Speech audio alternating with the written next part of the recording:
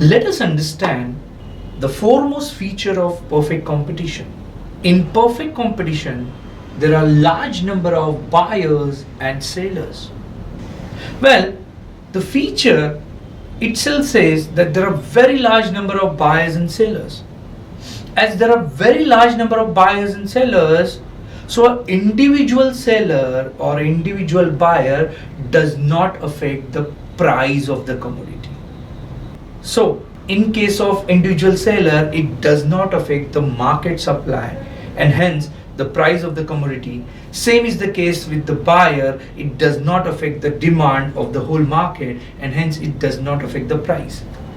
Which in turn naturally guides us that the price in perfect competition is determined by the demand and supply of the market. And hence those suppliers are basically price takers. Let us understand this in a greater detail.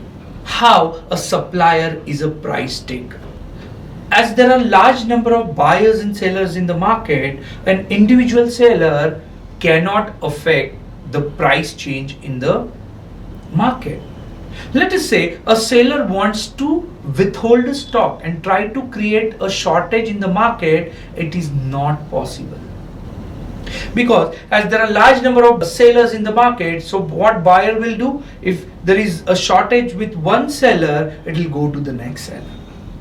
So the effect of individual seller on the whole market is negligible. So the individual seller cannot influence demand, cannot create shortage, also it cannot affect the price change. Similarly, in case of buyer also, there are so many buyers, so individual buyers demand when it comes to overall market is negligible. So if we try to affect the price change due to change in its demand is negligible.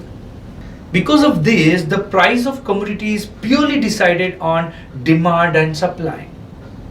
In fact, in perfect competition, this price of a commodity is decided where the demand quantity and supply quantity meets. That is called as equilibrium price.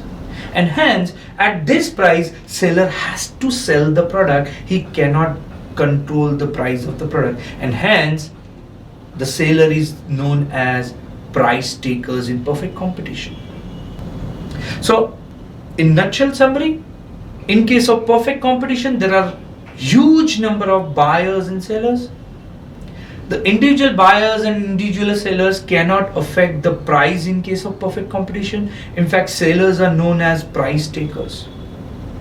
As there are large number of buyers and sellers, their demand or their supply when it comes to the complete market is negligible.